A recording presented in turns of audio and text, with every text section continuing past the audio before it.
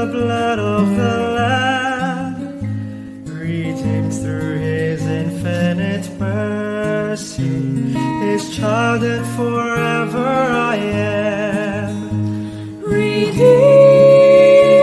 redeemed, redeemed by the blood of the Lamb, redeemed, redeemed, His child and forever I am. Redeemed and so happy in Jesus, no language my rapture can tell. I know that the light of His presence with me doth continually dwell. Redeemed, redeemed, redeemed by the blood of the Lamb, redeemed, redeemed, His child and forever I am. I know there's a crown that is waiting in yonder bright mansion for me, and soon with the saints made perfect, at home with the Lord I shall be. Redeemed, redeemed, redeemed by the blood of the Lamb, redeemed, redeemed, His child and forever I am.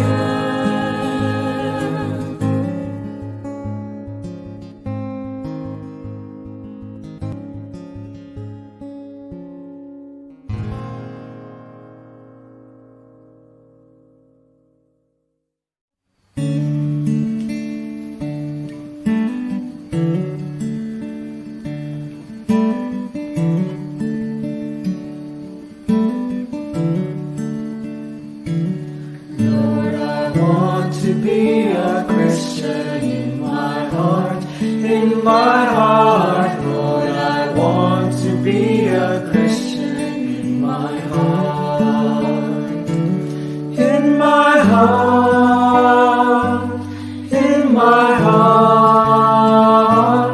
Lord, I want to be a Christian in my heart. Lord, I want to be more loving in my heart, in my heart. Lord, I want to be more loving in my heart, in my heart, in my heart. Lord, I want to be more loving in my heart. Lord, I want to be more holy in my heart, in my heart. Lord, I want to be more holy in my heart, in my heart, in my heart. Lord, I want to be more lonely in my heart. Lord, I want to be like Jesus in my heart, in my heart. Lord, I want to be like Jesus in my heart, in my heart, in my heart. Lord, I want to be like Jesus in my heart, in my heart, in my heart.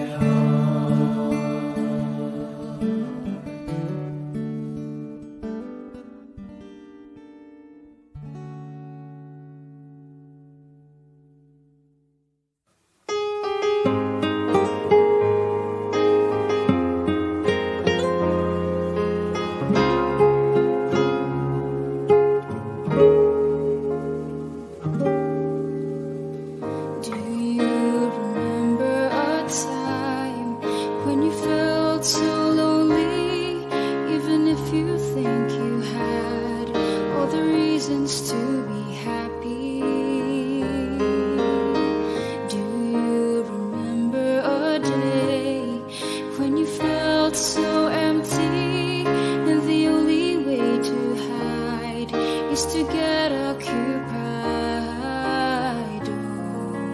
Don't lose hope.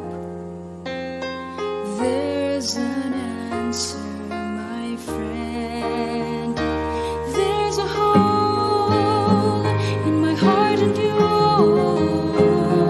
that only Jesus can fill.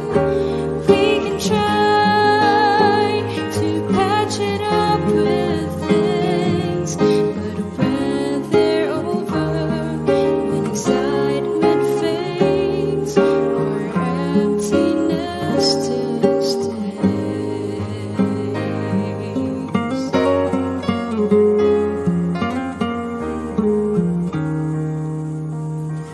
Why don't we let Jesus in to heal our broken hearts and part us from the sins we're keeping within? He offers peace and joy and everlasting life. He loves you and me unconditionally. He's waiting,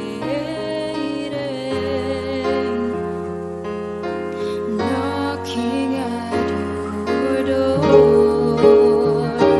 There's a hole in my heart and yours that only Jesus can fill. We can try to patch it up with things, but when they're over, when excitement fades, our emptiness still stays.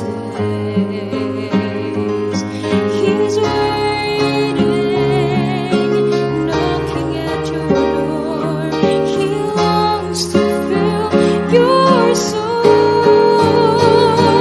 There's a hole in my heart and yours that only Jesus can fill. We can try to patch it up with things, but when they're over, when excitement fades, our emptiness still stays. There's a hole in my heart and yours that only Jesus can fill. We can try to patch it up with things, but when they're over, when excitement fades, our emptiness still stays.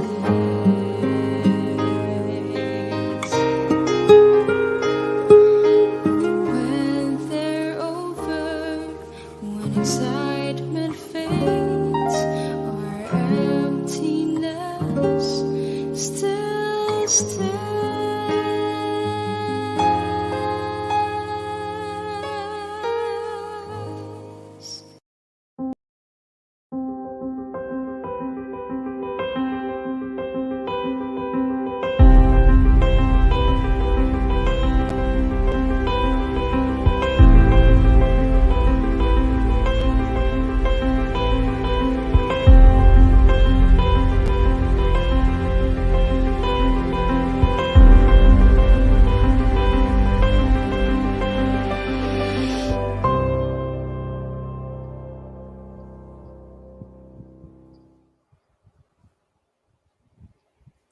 Ayan, good evening po sa inyong lahat, mga minamahal kong mga kaibigan at mga kapatid. Muli po, welcome sa ating programang Get and Go, in which we get information and we share the information. Ayan po, so muli po ako ay bumabati sa ating mga kaibigan at mga kapatid na masugid na taga-subaybay ng ating programang ito. At tayo po ay nasa panibagong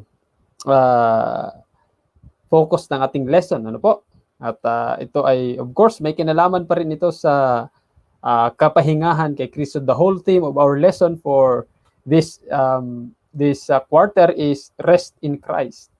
At ang title ng ating lesson sa gabing ito, today pala ay anong araw ngayon? Today is Tuesday, no? August 24. Yan, August 24, Tuesday. Yan po mga kapatid, yun po ang ating title ng ating lesson, New Circumstances. And before by the way mga kapatid, no, ako wala po akong kasama ngayon, si Pudong, yung ating pong anchorman ay meron siyang examination. Yun ang dahilan kung bakit hindi po natin siya kasama sa gabing ito. And so before we begin our lesson discussion mga kapatid, tayo po muna ay manalangin. Dakila po naming Diyos na ang tahanan ay nasa mga langit. Sa gabi pong ito, kami po ay muling lumalapit at nagpapasalamat sa inyo dahil sa inyong patuloy na pag-ibig sa bawat isa sa amin, patuloy na pag-iingat sa buong maghapon, na inyo po kami ginabayan sa aming mga trabaho at sa lahat ng mga aming ginawa. At sa gabing ito, Panginoon, amin pong muling binigyan ng pagkakataon at panahon ang pag-aaral ng mga leksyon.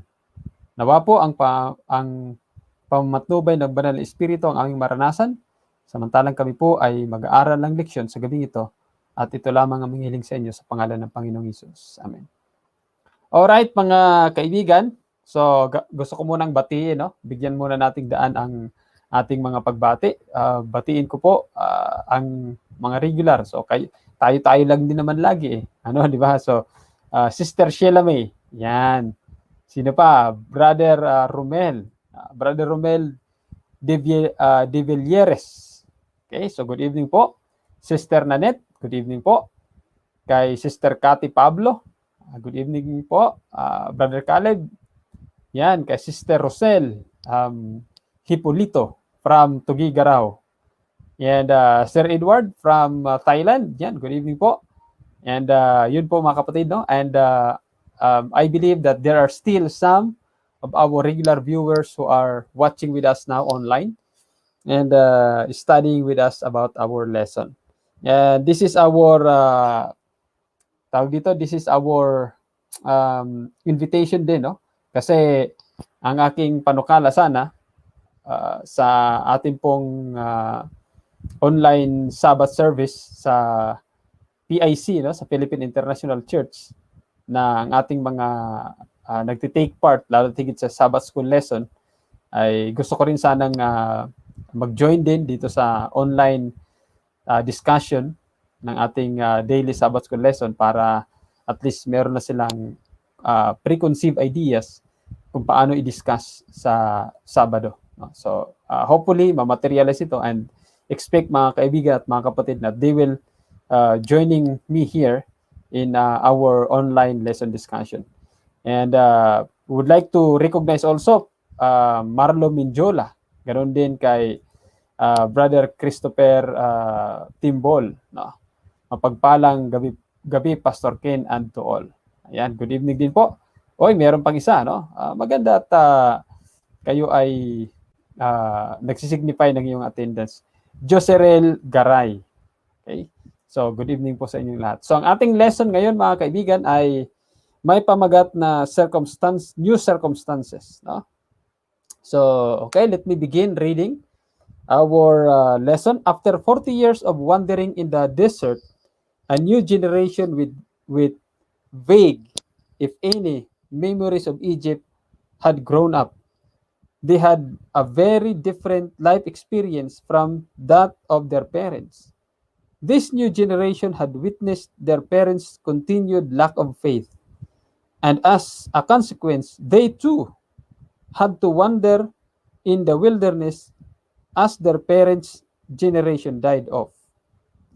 They were privileged to have the sanctuary in the center of their camp and could see the cloud indicating God's presence hovering over the tabernacle.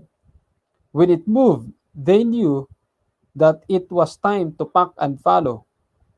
This cloud that provided shade during the day and light and heat at night was a constant reminder of God's love and care for them. Okay? So, what personalized reminder of the Sabbath rest did they have? So, basahin natin mga kapatid sa Exodus chapter 16, verses 14 to 31. Okay, ang sabi dito, and when the dew had gone up, there was on the face of the wilderness a fine flake-like thing, fine as frost on the ground. When the people of Israel saw it, they said to one another, "What is it?" For they did not know what it was. And Moses said to them, "It is the bread that the Lord has given to you, to eat. This is what the Lord has commanded. Gather of it each one of you as much as he can eat. You shall each take an omer according to the number of the persons that each of you has his tent." And the people of Israel did so. They gathered some more, some less. But when they measured it with an omer, moreover gathered much had nothing left over, and whoever gathered much had nothing left over, and whoever gathered little had no lack. Each of them gathered as much as he could eat. And Moses said to them, "Let no one leave. Let no one," sana tayo? Verse 19. "Let no one leave any of it over till the morning." But they did not listen to Moses. Some left part of it till the morning, and it bred worms and stunk. And Moses was angry with them. Morning by morning, they gathered it each as much as he could eat. But when the sun grew hot, it melted. On the sixth day, they gathered twice as much bread, 2 omers each. And when all the leaders of the congregation came and told Moses, he said to them, "This is what the Lord has commanded. Tomorrow is a day of solemn rest, a holy Sabbath to the Lord. Bake what you will bake and boil what you will boil, and all that is left over lay aside to be kept till the morning." So they laid it aside till the morning, as Moses commanded them, and it did not stink, and there were no worms in it. Moses said, "Eat it today, for today, for today is a Sabbath to the Lord. Today you will not find it in the field.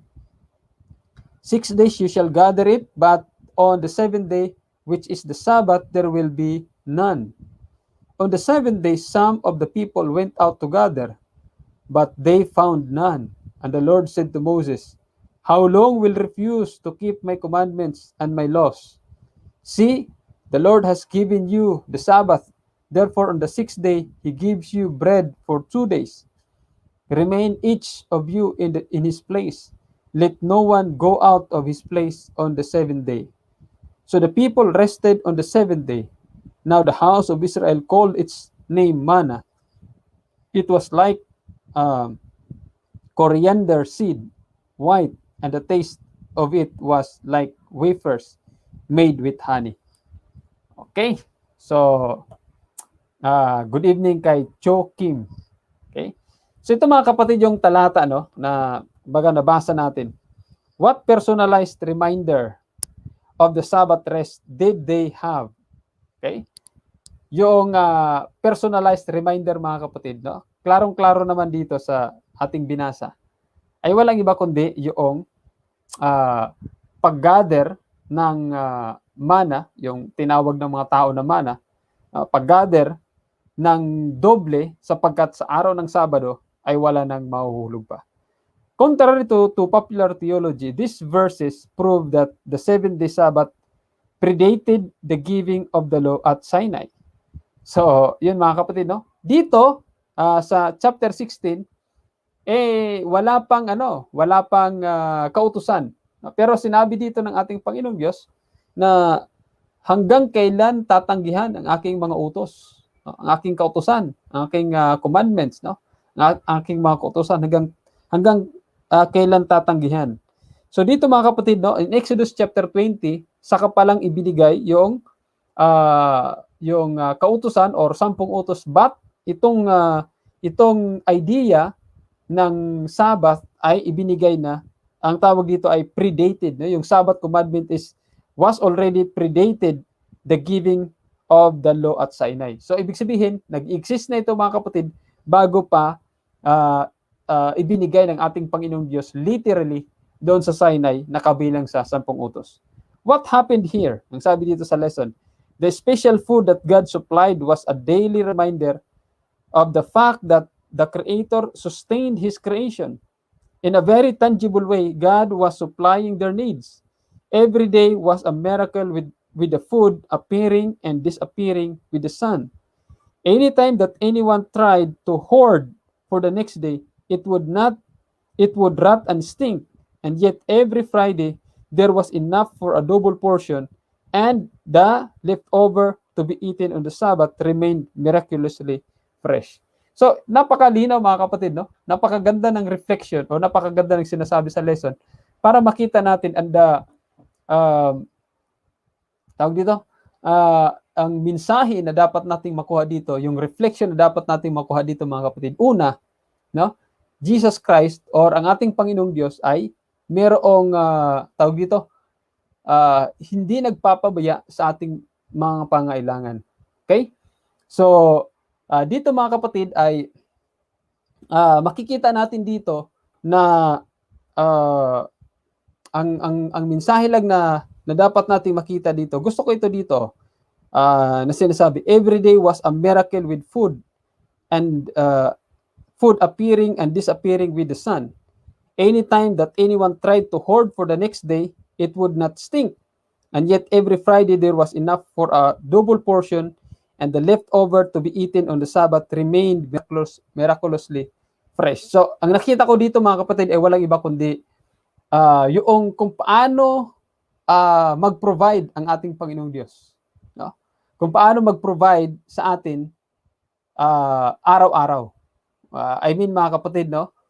Dito pa lang makita na ng mga Israelita kung paano sila ginumay ng ating Panginoon Diyos. Not only with the sun, not only with the pillar of clouds during the day na kung saan sisinag yung araw na nagbibigay sa kanila ng lilim, at pagdating naman sa gabi, nagbibigay sa kanila ng liwanag at warm, no?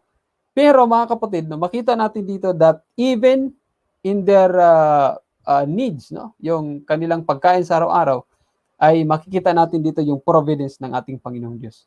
And that sometimes, kasi nga, di ba, ang filosofiya natin, because of our lack of faith probably, and sometimes we are compromising the Sabbath day para lamang sa ating kabubuhay.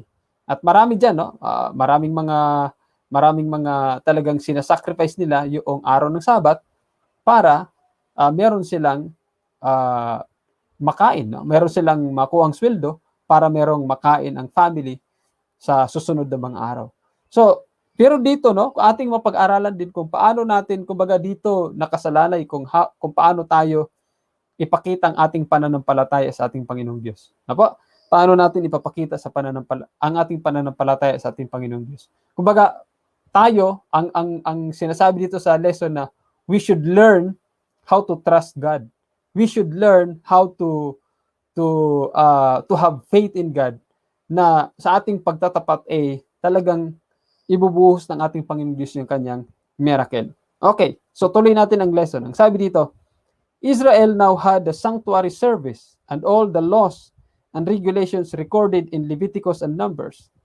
Still, the aged Moses summoned everyone and repeated their history and visited the laws that God had given. So ito ay makikita natin sa Deuteronomy chapter 5 verse 6 to 22. In this new generation, finally was poised to enter the promised land. Okay, new generation na ito, no? Na sinasabi. Israel was about to undergo a change of leadership, and an aged Moses wanted to ensure that this generation would remember who they were and what their mission was. He did not want them repeating the mistakes of their parents. And so he repeated God's laws The Ten Commandments were repeated so that his generation, poised on the brink of the conquering Canaan, would not forget. So the question for this evening, in our personal experience, the second coming of Jesus never will be more than a few moments after we die. Hence, his return is always near, perhaps even nearer than we might imagine. How does keeping the Sabbath remind us not only of what God has done for us, but also of what He will do for us when He returns? Diba? So again, mga kapatid, ang tanong, how does keeping the Sabbath remind us not only of what God has done for us, but also of what He will do for us when He returns? So, yun mga kapatid, no? About the Sabbath. Paano natin mapanatili yung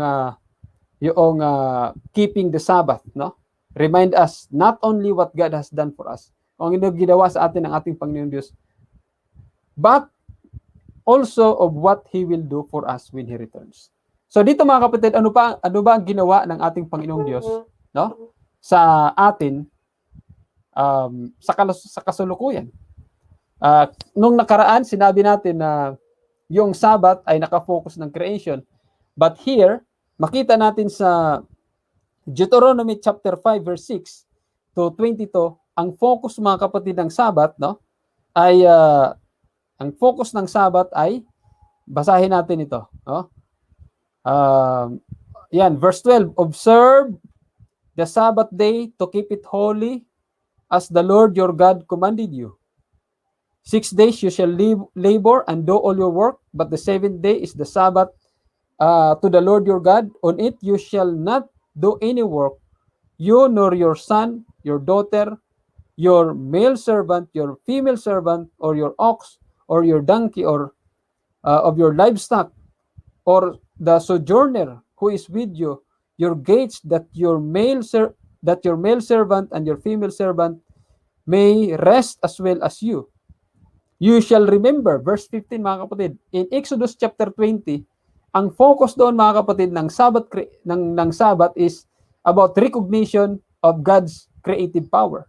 Dito naman mga kapatid, in recognition of God's redemptive power. Verse 15, ang sabi dito, you shall remember that you were a slave in the land of Egypt, and the Lord your God brought you out from there with a mighty hand and an outstretched arm. Therefore, the Lord your God commanded you to keep the Sabbath holy.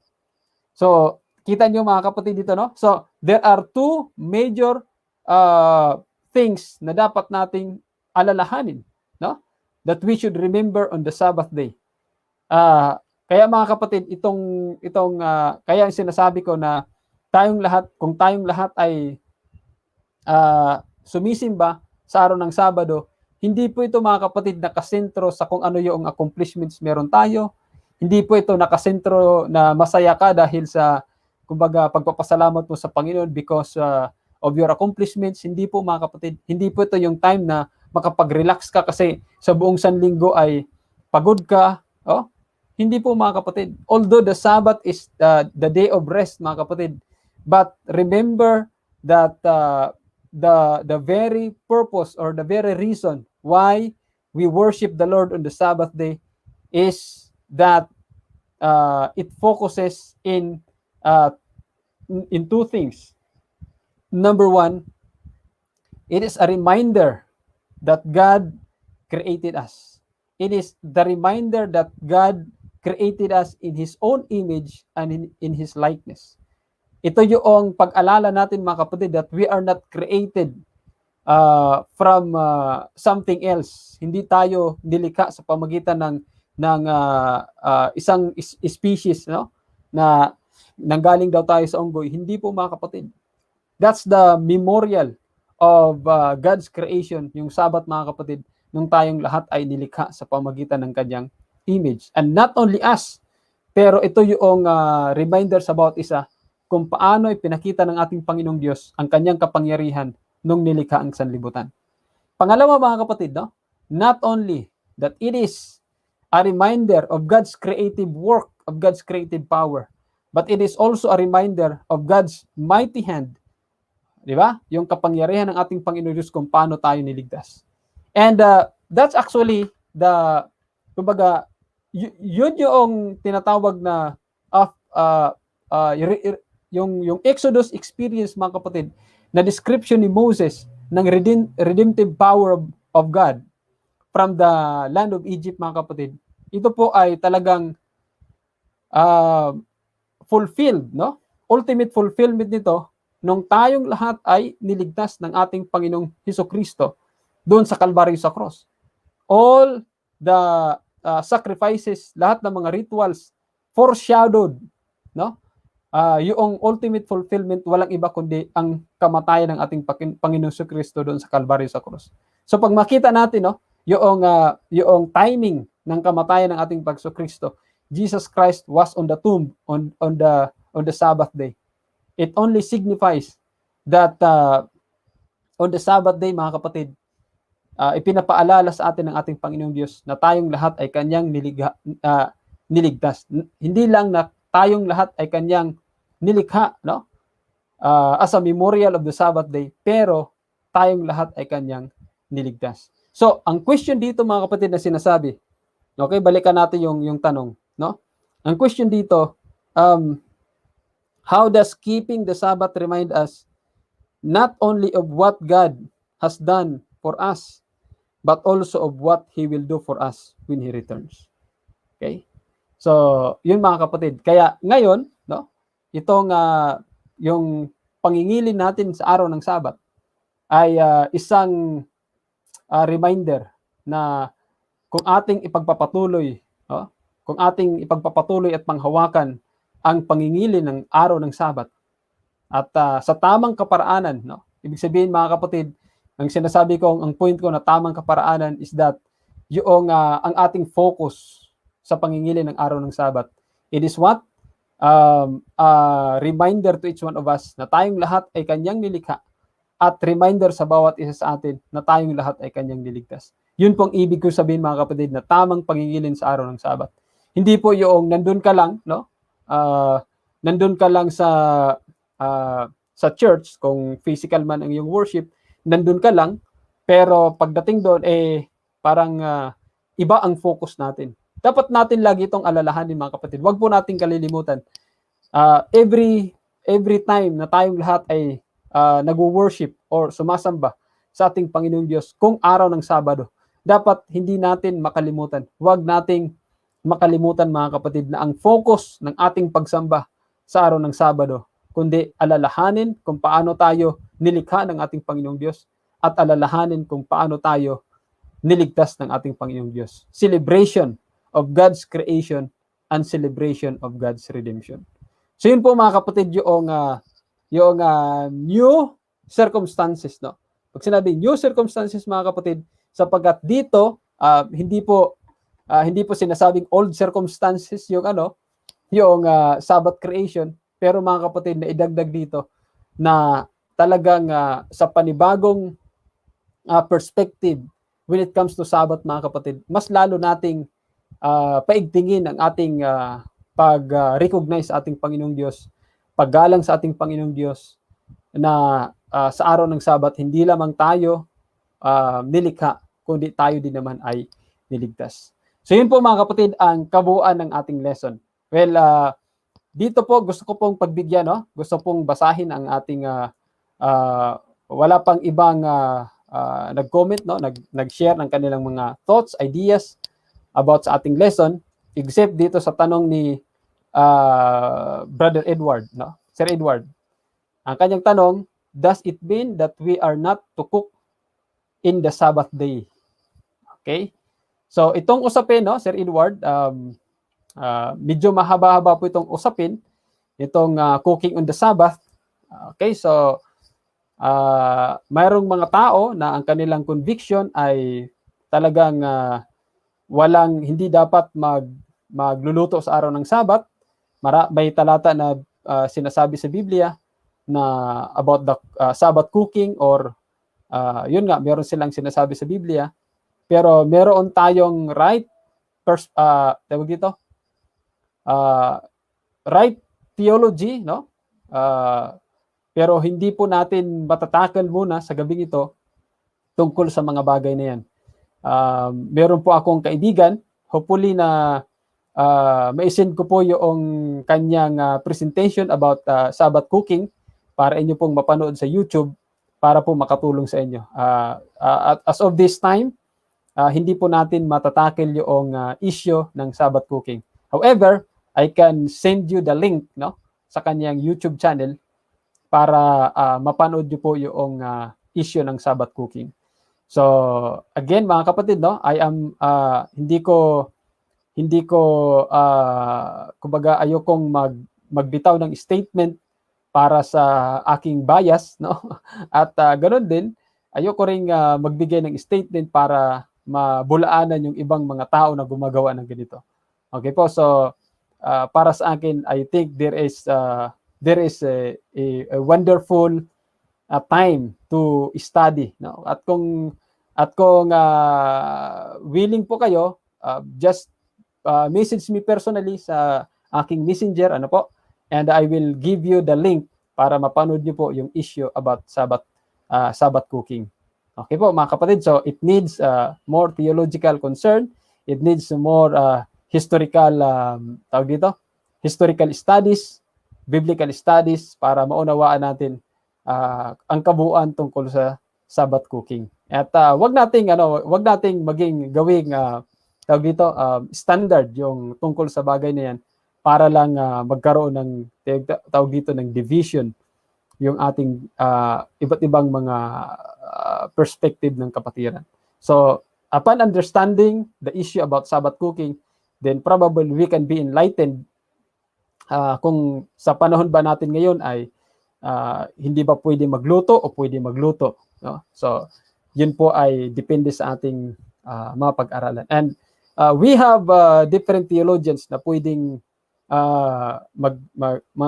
mga theologians na talagang merong iba't ibang mga views when it comes to this Sabbath cooking. Okay po mga kapatid, so for this moment, yun po ang kabuuan ng ating lesson. I hope na kayo po ay natuto mga kapatid, no? At meron lamang tayong gustong isama sa prayer sa gabing ito. Okay? Hanapin ko lang, no? Meron pong nag-request sa akin kanina. Okay? Okay. Si Sister Abby de los Reyes. Okay, Pastor Ken, can I ask po for prayers for my friend's brother that is suffering from a disease po?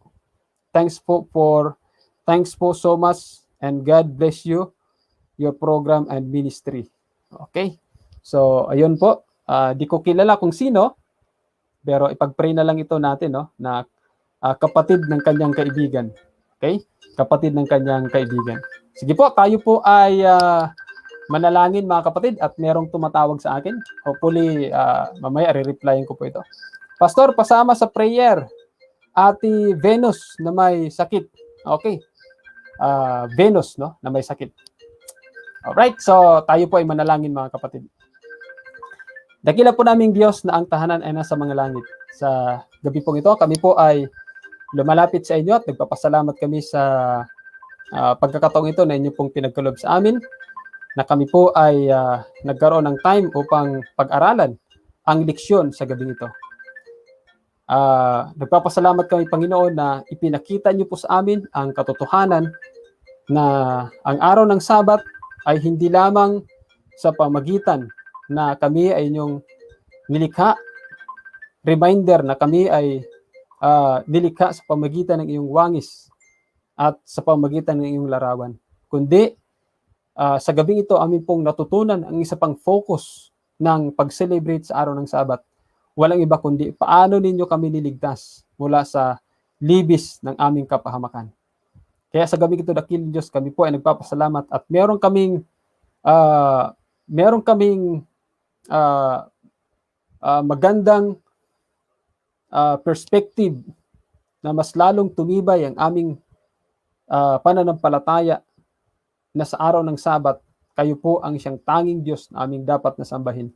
Hindi po pagbigyan ng aming sariling mga kapakanan, kundi ang focus ng araw ng Sabat ay walang iba, kundi ang pag-alala na kayo po ang siyang naglikha sa amin at kayo po ang siyang nagligtas sa amin.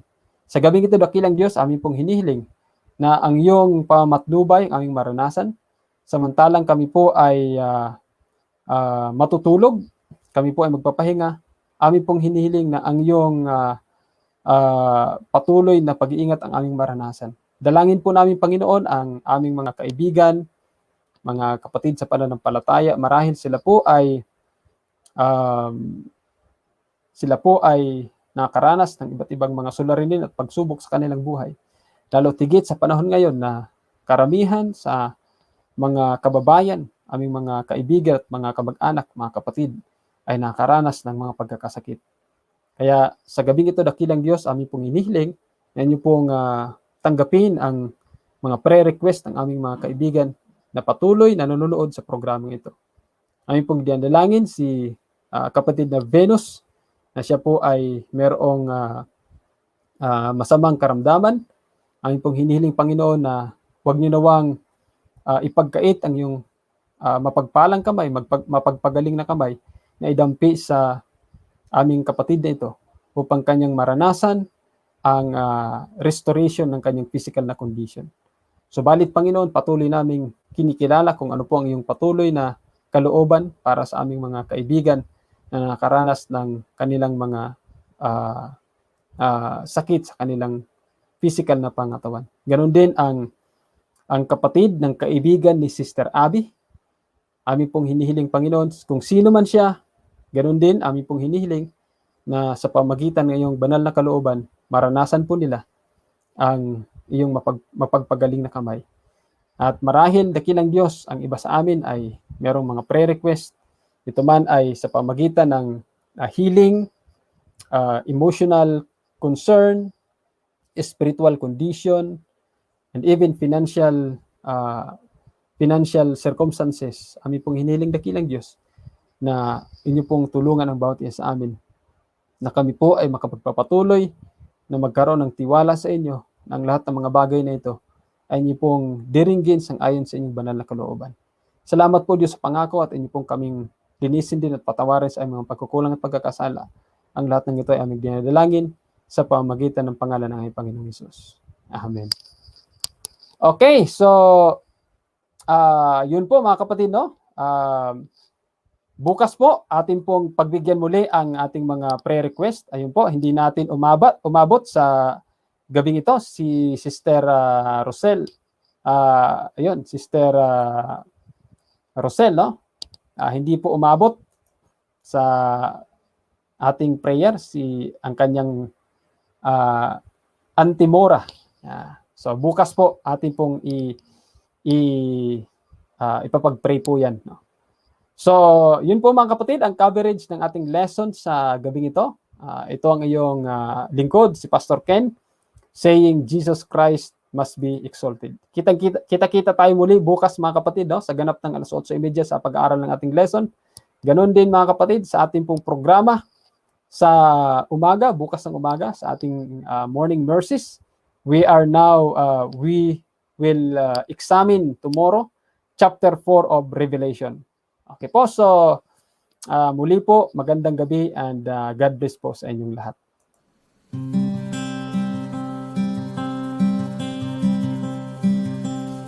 Dear God, I've been trying awful hard to make you proud of me,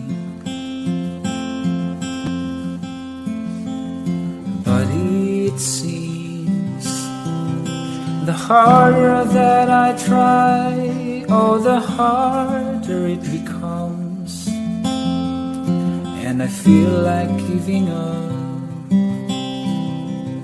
most of the time. Dear God, I've been chasing their approval and it's killing me.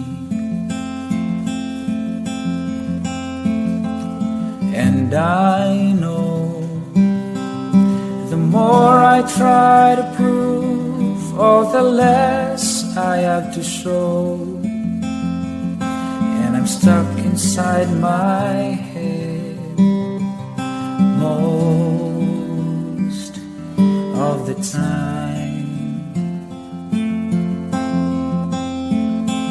But if I pray a little harder, if I follow all the rules, I wonder, could I ever be enough?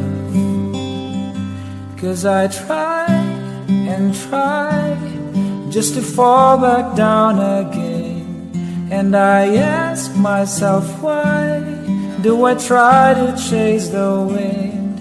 I should lean into the mystery. Maybe hope is found in the melody. So I wanna try again. Oh, I'm gonna try again.